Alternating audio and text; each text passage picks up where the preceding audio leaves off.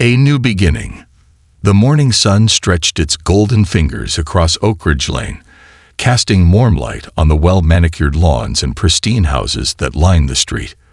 The Wilson family pulled up to their new home in a sleek black SUV, their hearts brimming with excitement and a touch of nervousness. Michael Wilson parked the vehicle and turned to his wife, Angela, who sat beside him, holding a folded sheet of paper, the final proof of their hard-earned success, the deed to their dream home. She exhaled deeply, clutching it to her chest as she turned to him with a mixture of relief and joy.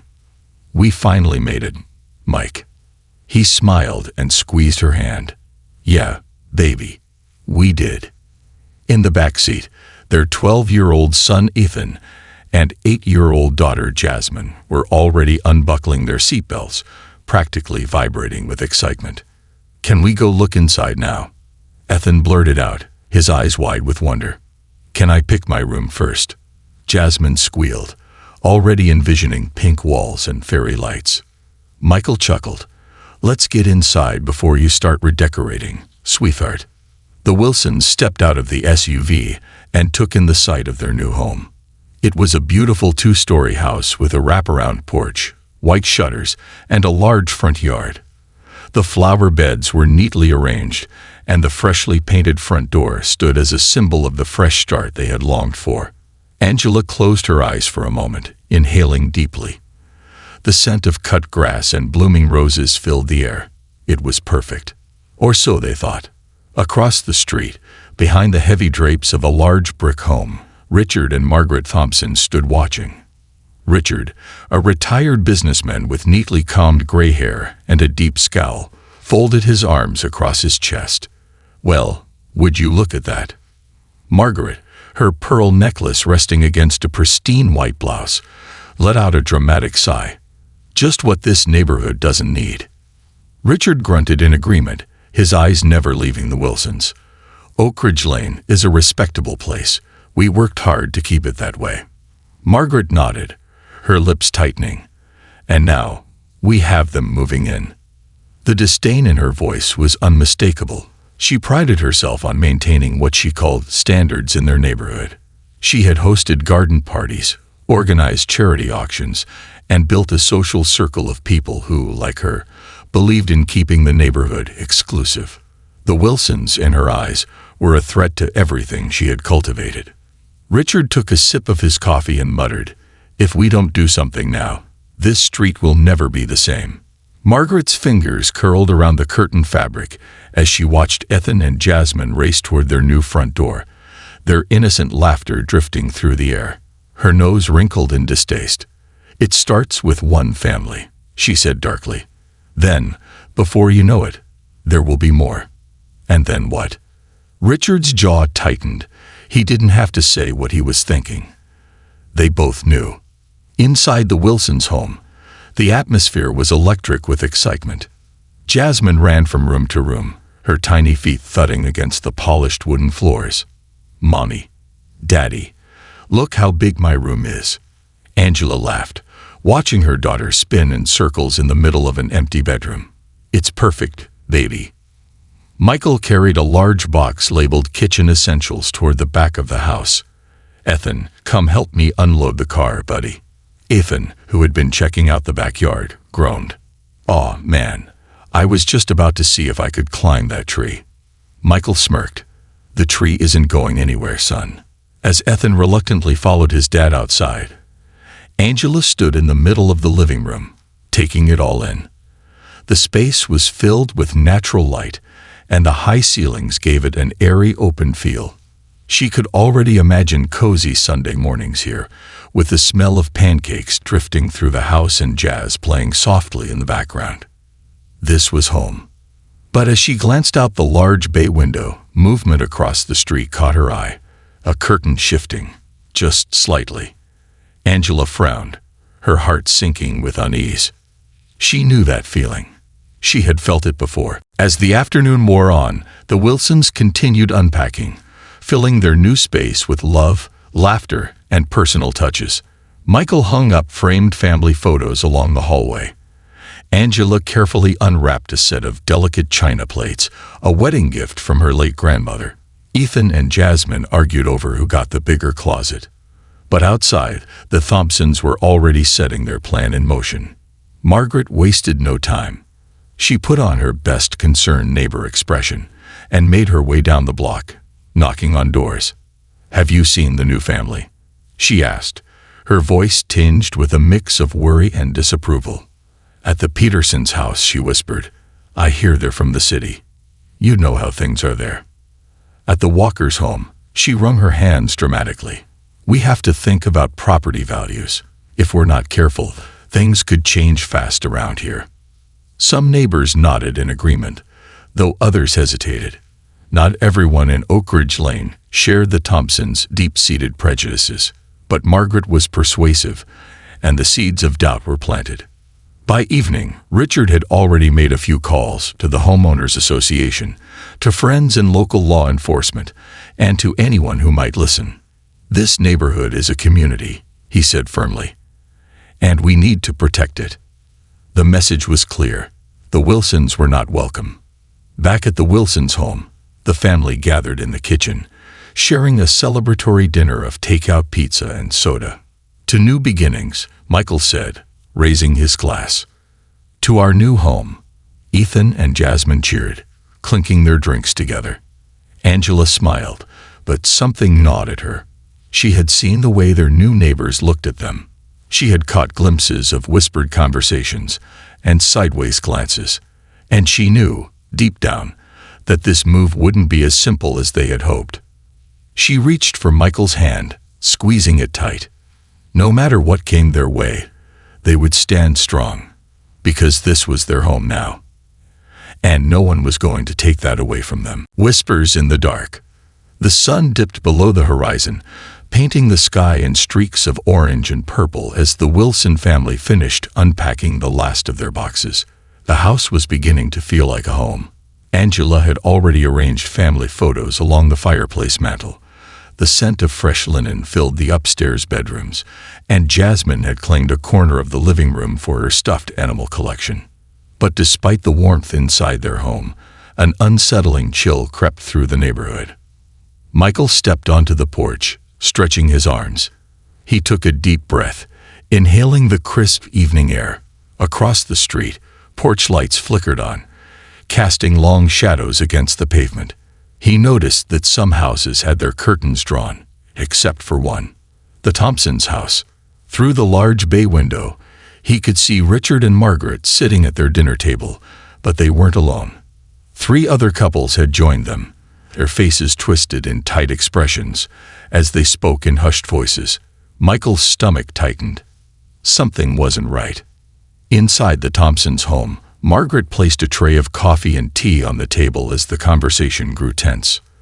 "The Wilsons don't belong here," Richard said bluntly, setting his cup down with a sharp clink. Harold Peterson, an older man with thinning hair, nodded. "I heard their kind brings trouble." His wife, Susan, pursed her lips. "We've worked too hard to let this neighborhood change." Margaret folded her hands together, her voice soft but firm. "We can't afford to wait and see what happens. We need to act now before they settle in." Bethany Walker, a woman known for organizing community events, hesitated. "But they haven't done anything wrong. Maybe we should give them a chance." Margaret scoffed. "Chance? Beth, once you let one in, more will follow." "And then what? Will you feel safe letting your children play outside? Will we even recognize this neighborhood in a year?" Bethany looked down at her hands. The fear-mongering was working. Richard leaned forward. "I made a few calls today. There are ways to make people uncomfortable enough to leave on their own." The room fell silent. Harold raised an eyebrow. "What do you mean?"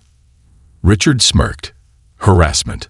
Small things at first, loud noises at night, accidental property damage, cold shoulders at every turn. Let them feel unwelcome. If they don't take the hint, well," he trailed off, "I have friends who can make life difficult for them." Margaret placed a reassuring hand on Richard's arm. "It's not personal," she said smoothly. It's about keeping our home the way it should be." Bethany swallowed hard, unease creeping up her spine. She wasn't sure she wanted to be part of this, but the room was filled with nods of agreement. And so, the plan was set. That night, Angela was the first to notice. She had gone to the kitchen for a glass of water when she heard it, the faint but deliberate sound of tires crunching on gravel, stopping just outside their home. She froze, gripping the countertop, her pulse quickening.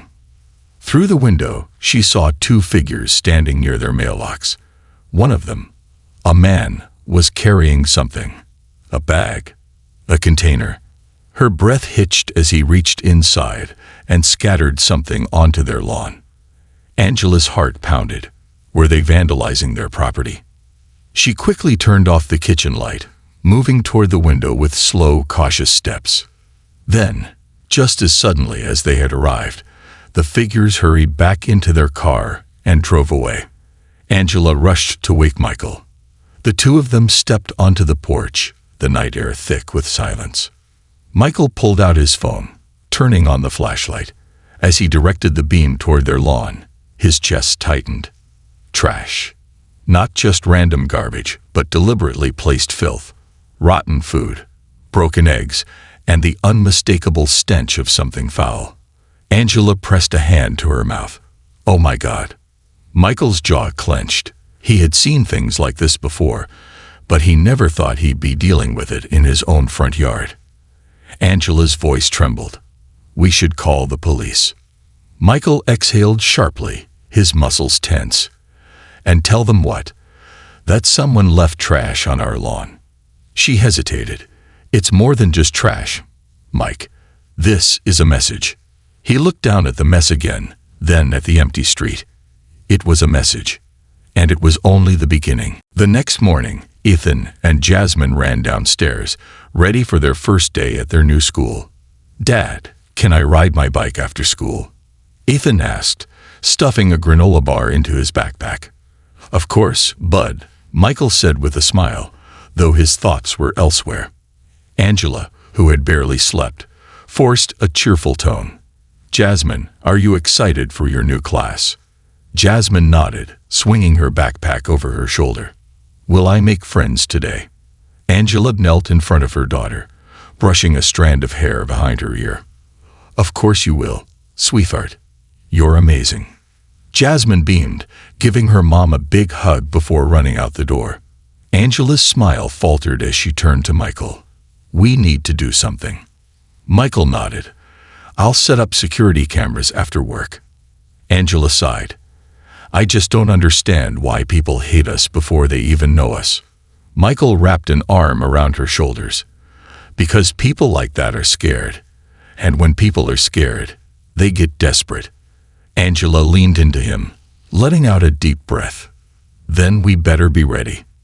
Across the street, Richard Thompson sipped his coffee as he watched the Wilson children climb into their car, blissfully unaware of the night's events. Margaret smirked. They won't last. Richard set his cup down with a satisfied grin. No, they won't. But what the Thompsons didn't know was that the Wilsons weren't just any family. They were fighters. And this was only the beginning. The first strike. The next morning, the Wilsons stepped outside to find their lawn still littered with the filth from the previous night. The foul stench of rotting garbage lingered in the air, and a swarm of flies buzzed around the mess. Michael clenched his fists as he surveyed the damage. Angela exhaled sharply. We should have cleaned it up last night. No. Michael shook his head. Let them see that we're not going to pretend this didn't happen. Angela understood what he meant. The people who had done this, whoever they were, wanted them to react with fear, to scramble to erase the evidence and hide the ugliness. But if the Wilsons showed that they weren't intimidated, it would send a message right back. Jasmine and Ethan came outside, their faces scrunching up in disgust. You, what is that? Jasmine whined. Michael placed a firm hand on his son's shoulder. Ethan, take your sister inside. We'll handle this. Ethan hesitated. Who did this? Michael exchanged a glance with Angela, then sighed. People who don't want us here. Ethan's jaw tightened. He wasn't naive. He had seen things on the news, had overheard conversations at their old home. He wasn't surprised. "Are we moving?" Jasmine asked, her voice small. Michael crouched beside her. "No, sweetie. This is our home." Angela forced a smile. "Go inside and eat breakfast, okay?" Reluctantly, the children obeyed. As soon as they went back inside, Michael pulled out his phone and began installing the security cameras he had purchased after work. One for the porch, one for the driveway, and one angled toward the street. He wasn't going to let this happen again without evidence. Angela sighed, grabbing gloves and a trash bag. As they cleaned up, neighbors walked past, some deliberately avoiding eye contact, others whispering. Only one person stopped. Bethany Walker. She hesitated at the end of their driveway, her expression uneasy. Michael noticed. "Morning." Bethany swallowed. "Good morning. I saw what happened." Angela wiped her forehead. "Did you see who did it?" Bethany hesitated. Michael's eyes narrowed. "You know something." Bethany sighed, glancing around. I didn't see who did it, but I have an idea." Angela crossed her arms. "Let me guess. The Thompsons." Bethany bit her lip. "Not just them. There are a few people in the neighborhood." Whoa. She stopped herself, lowering her voice. "They had a meeting. They don't want you here." Michael clenched his jaw. "And you?" Bethany hesitated, shame flickering in her eyes. "I didn't agree with it. But I didn't stop it either." Angela studied her. "Why are you telling us this now?" Bethany's face softened. "Because this isn't right. You have every right to live here. I don't know how bad it's going to get, but I thought you should know." Michael nodded. "Thank you."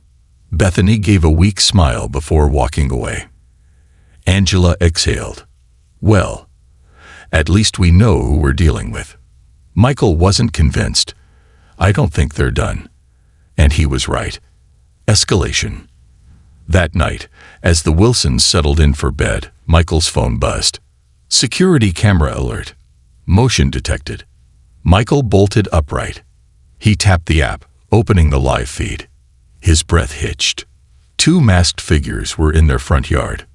One of them was holding a spray can. Michael shot out of bed. "Angela, stay here." "What?" She sat up, alarmed. "What's going on?" He grabbed his phone and rushed downstairs. His heart pounded as he flung the front door open. The 2 figures froze. Michael's voice was sharp. "Step away from my house." One of them, shorter, stockier, swore under their breath. The taller one grabbed the other's arm. Go. Go." They took off running. Michael ran after them, his adrenaline surging. They sprinted down the street, ducking between houses. But Michael had always been an athlete, and he closed the distance quickly. Just as the taller one turned a corner, Michael lunged forward, grabbing the hood of their sweatshirt. The person yelped, stumbling to the ground. Michael wrestled them onto their back, his breath ragged. He yanked the mask off. His stomach twisted. It was Kevin Thompson, Richard and Margaret's son. The stockier figure, still masked, hesitated before taking off into the darkness. Kevin's face was pale. "Let me go, man." Michael's fury boiled over. "You were vandalizing my house." Kevin shoved at Michael's chest. "So what?" Michael grabbed Kevin's wrist, yanking him up. "You're coming with me." Kevin struggled. "You can't touch me. I'll tell everyone you attacked me." Michael's grip tightened. "Let's see what the cameras say about that." Kevin's mouth snapped shut. The confrontation. Margaret Thompson banged on the Wilsons' front door 10 minutes later. "How dare you put your hands on my son?" She shrieked the moment Michael answered. Kevin stood behind her, glaring. His lip was split from when he had tripped on the pavement. Michael kept his voice calm. "Your son was vandalizing my property." Margaret scoffed. "He's a child." Angela crossed her arms. "He's 17. Richard Thompson stepped forward, his expression cold. "You don't belong here." Michael met his gaze. That's not your call to make. Richard smirked. You think calling the police is going to do anything? The whole neighborhood's against you. Michael tilted his head. Funny. I've got cameras that say otherwise. Richard's smirk faltered. Michael held up his phone. Everything was recorded. Kevin trespassing. The spray can. The running. You want to go down this road? Because I will press charges.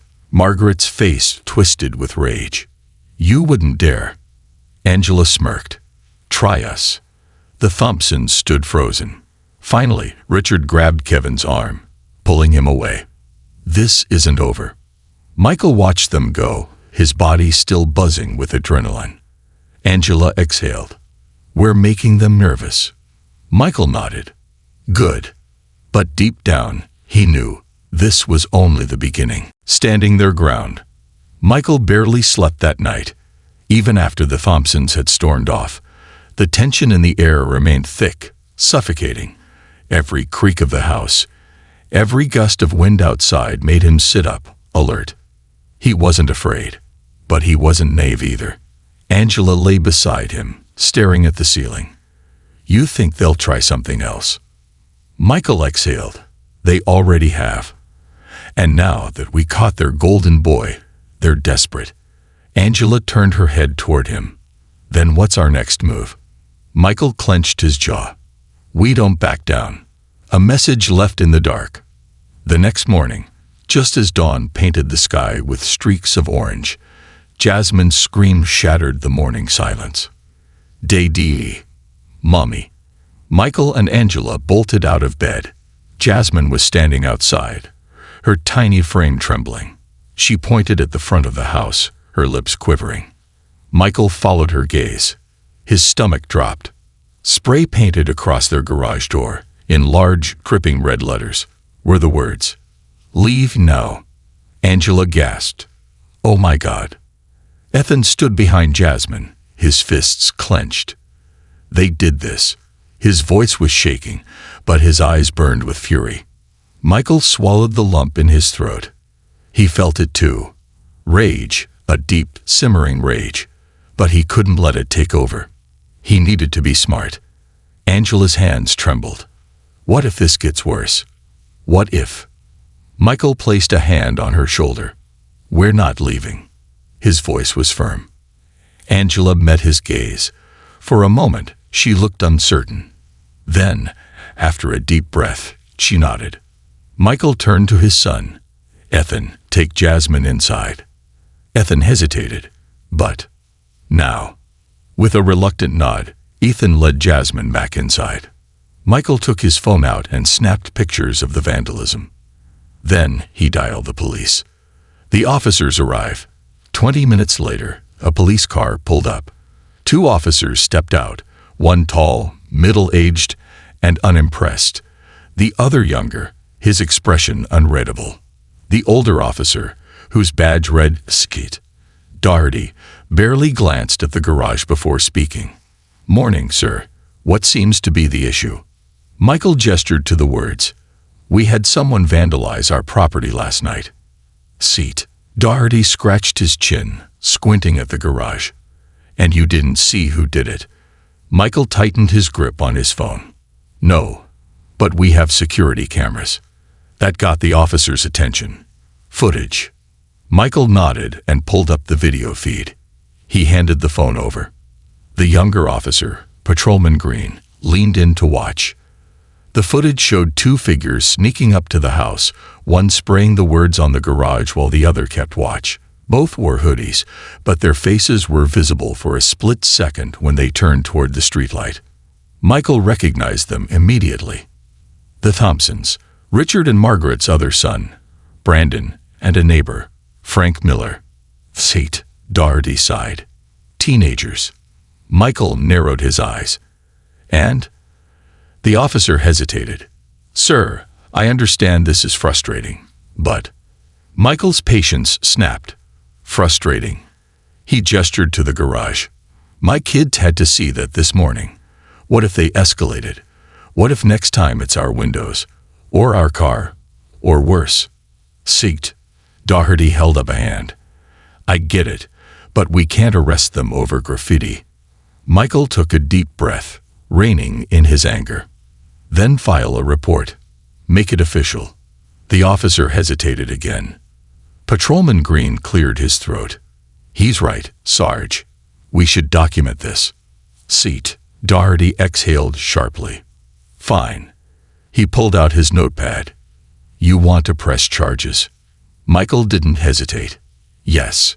Angela's eyes widened. Michael. He turned to her. If we let this go, they'll think they can keep doing it. Angela pressed her lips together before nodding. Seat. Doherty scribbled something down. We'll follow up, but I'd recommend repainting that garage ASAP. Michael stared at him. Why? The officer shrugged. To keep the peace. Michael scoffed. Keep the peace. The only people disturbing the peace were his neighbors. The officers left. The Thompsons retaliated. Word spread fast. By the afternoon, everyone on the block knew that the Wilsons had filed a police report. The Thompsons weren't happy. That evening, as Michael watered the front yard, Richard Thompson stormed across the street. You got my boy in trouble, he growled. Michael set the hose down. Your boy vandalized my property. Richard took a step closer, his jaw tight. You should have come to me first. Michael folded his arms. Oh, like how you came to me before your kids trashed my yard. Richard's face turned red. You people don't belong here. Angela, who had just stepped outside, stiffened. Excuse me. Richard sneered. I said what I said. Michael's pulse pounded in his ears. You can threaten us all you want. We're not going anywhere. Richard's eyes darkened. We'll see about that. Then he turned and stalked back toward his house. Angela's voice was shaky. Michael, I'm scared. Michael took her hand. I know. She looked up at him, searching his face. What if this doesn't stop? Michael exhaled. Then we keep fighting. A surprising ally.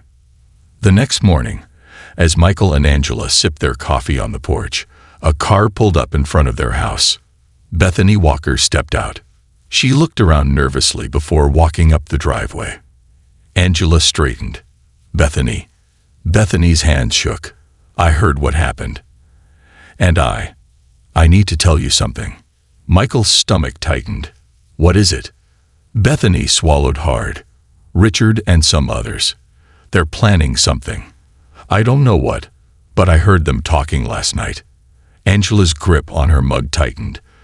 Bethany, why are you telling us this? Bethany exhaled shakily. Because I was wrong. I should have said something sooner. Michael studied her. What exactly did you hear? Bethany looked around, making sure no one else was listening. Then she leaned in. They're meeting tonight. At the park. Michael and Angela exchanged a glance. Bethany's voice dropped to a whisper. They want to drive you out. Michael's blood ran cold. Angela inhaled sharply. What do we do? Michael's jaw clenched. We show them we're not afraid. The night of reckoning. Michael sat at the dining table, his fingers steepled, his mind racing. The words Bethany had whispered to him still rang in his ears. They want to drive you out. Angela paced the kitchen, her arms crossed over her chest. We can't just sit here and do nothing, Michael. If they're meeting tonight, we need to find out what they're planning. Ethan, who had been sitting at the table, clenched his jaw. We should call the police. Michael shook his head. And tell them what? That a group of bigots is talking about ways to harass us. They'll say it's not a crime until something actually happens. Angela exhaled sharply. So what do we do? Just wait. Michael glanced at Ethan. No, we go see for ourselves. Angela's eyes widened. What? That's crazy. Michael leaned forward. If we don't know what they're up to, we can't prepare. I need to be one step ahead of them. Angela stared at him for a long moment, then sighed. I don't like this. I don't either, Michael admitted. But we don't have a choice. Ethan pushed his chair back. I'm coming with you. "No," Michael said firmly. "But." "No." Michael's voice left no room for argument. "You stay here with your mom and Jasmine. If something happens, I need to know you're safe." Ethan's jaw tightened, but he nodded. Angela exhaled. "Just be careful." Michael kissed her forehead. "I promise." The gathering in the dark. Michael parked his car a few streets away and walked toward the neighborhood park. The air was cool. The only sounds were the distant hum of traffic and the rustling of trees in the wind. As he approached the park, he spotted them. A group of about 10 men and women standing in a loose circle near the gazebo. Richard Thompson stood in the center, his voice low but sharp. "We need to handle this now. If we don't, more of them will come." A man beside him, Frank Miller, one of the vandals, grunted. "They're digging in. We need to make them feel unwelcome." Another neighbor, a woman named Diane, crossed her arms. "The police won't do anything. It's up to us." Michael clenched his fists. Then he saw Brandon, Richard's son, the same teenager who had spray-painted his garage. He was hanging back, shifting uncomfortably. Richard's voice grew harder. "Tonight, we send a message. We break them." Michael's blood ran cold. Frank cracked his knuckles. "Then let's do it."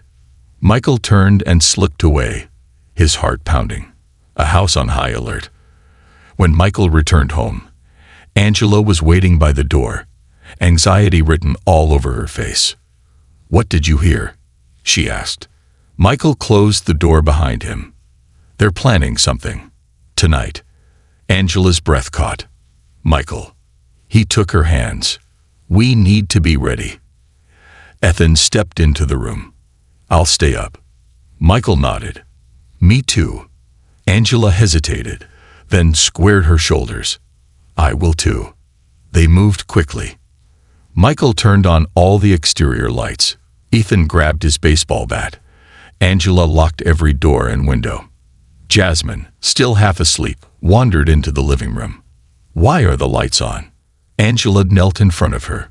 "Just go back to bed, sweetheart. Everything's fine." Jasmine yawned and nodded, but Michael saw the uncertainty in her eyes. Michael checked his phone. 11:42 p.m. He positioned himself near the front window, watching, waiting. Then, a noise outside, a rustling in the bushes. Michael's grip tightened on his phone. "They're here." The confrontation. Michael stepped onto the porch. The night was eerily quiet. Then, from the shadows, Richard stepped forward. Behind him were Frank, Brandon, and a few others. Richard smirked. "Nice night, isn't it?" Michael's voice was steady. "Go home, Richard." Richard chuckled. "Oh, come on now. We're just out for a walk." Michael's eyes didn't leave his. "I know what you're planning." Frank sneered. "And what's that?" Michael took a step forward. "You think you can intimidate us?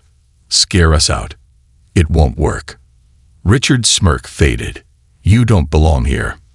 Michael's fists clenched, but he kept his voice level. "This is our home, and we're not going anywhere." Richard glanced at his group. "Maybe we should pay you a little visit. Make sure you feel nice and welcome." Ethan suddenly appeared in the doorway, gripping his bat. "Try it."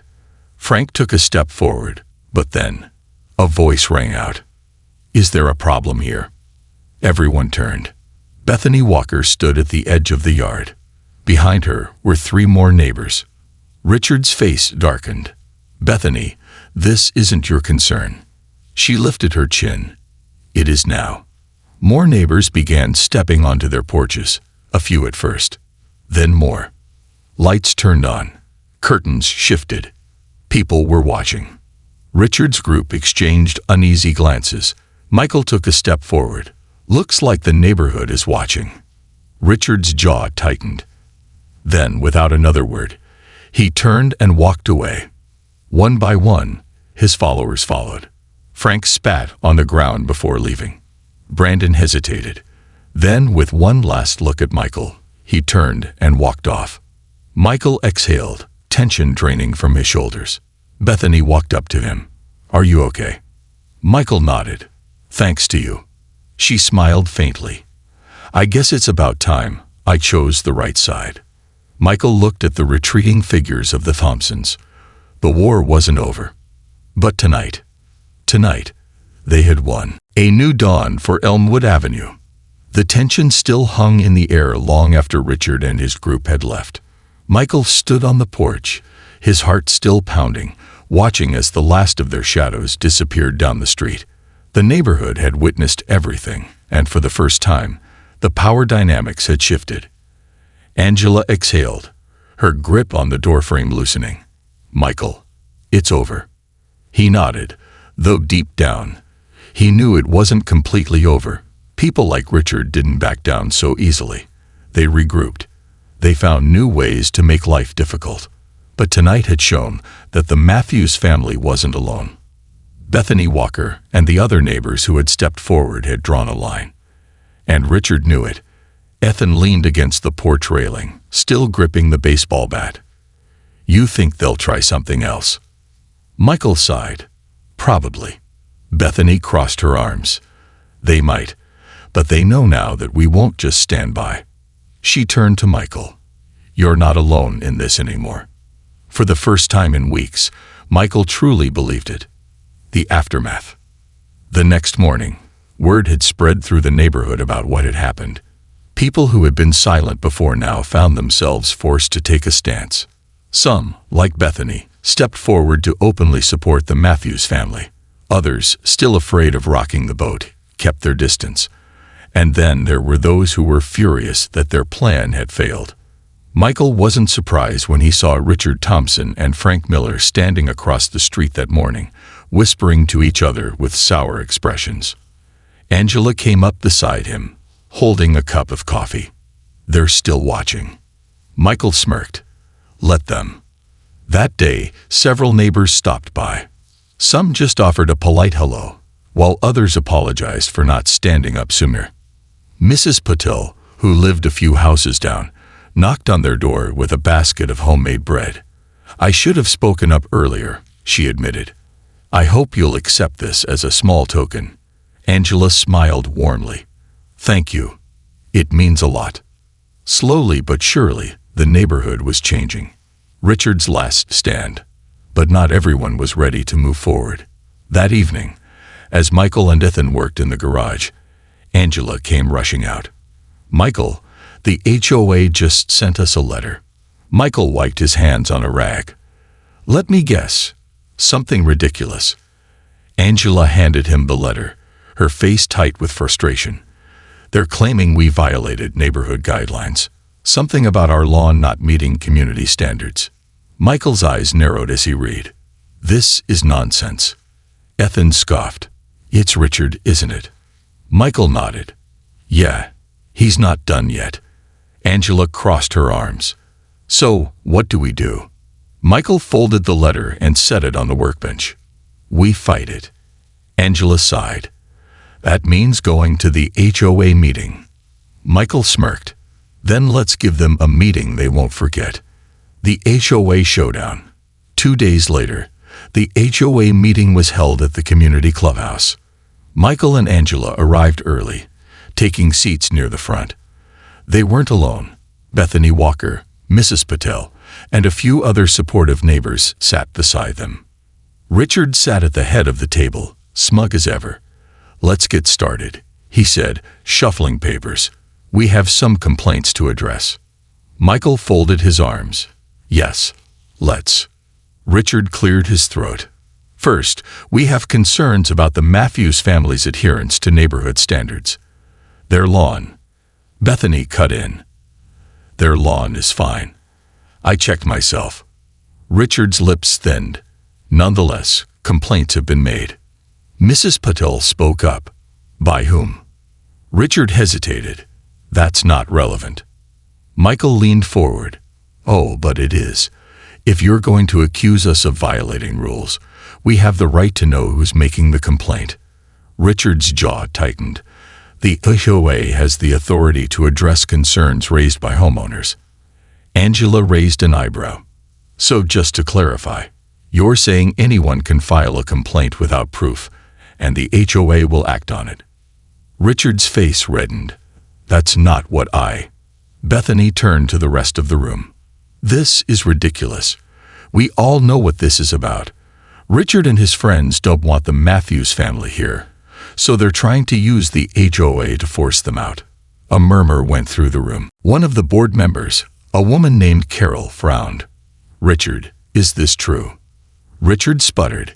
That's absurd. Michael pulled out the letter. Then why did you send us this? He placed it on the table. With no prior warning, no formal review, just an immediate fix it or else demand. Carol glanced at the letter and frowned. That's not how we do things. Michael looked around the room. My family moved here because we believe this was a good neighborhood, a fair neighborhood. But some people don't want us here. They vandalized our property. They tried to intimidate us. And now they're abusing the HOA to get rid of us. More murmurs. Frank, who had been sitting in the back, suddenly stood. This is getting out of hand. Richard shot him a glare, but Frank didn't back down. Look, I don't like change any more than the next guy. But this is too much. Richard's face darkened. You're weak. Frank scoffed. No, I'm just tired of looking like a fool. He turned to Michael. For what it's worth, I was wrong. About all of it. Michael studied him for a moment, then nodded. Carol sighed. This complaint is dismissed. Richard's face twisted in anger. You can't just... Carol cut him off. I can. And I will. This isn't a dictatorship, Richard. She turned to Michael. I apologize on behalf of the HOA. This should never have happened. Michael inclined his head. Thank you. Richard stood abruptly, his chair scraping against the floor. He glared at Michael one last time before storming out. The meeting was over. And so was Richard's reign of fear, a true community. The days that followed felt different. The neighborhood seemed lighter. More people stopped to talk to the Matthews family. Kids played together without whispers or judgment. The change wasn't overnight, but it was real. Michael sat on the porch one evening, watching Jasmine ride her bike down the sidewalk. Angela sat beside him, sipping tea. You think it's really over? She asked. Michael smiled, watching their daughter laugh as she pedaled. No, he admitted, but I think we've won the first battle. Angela chuckled. That's good enough for now. Ethan stepped out, tossing Michael a football. Game of catch. Michael caught it easily and grinned. You're on. As he stepped onto the lawn, neighbors waved from their porches. This was their home. And no one, no bigot, no bully, no Richard Thompson, was ever going to take it from them.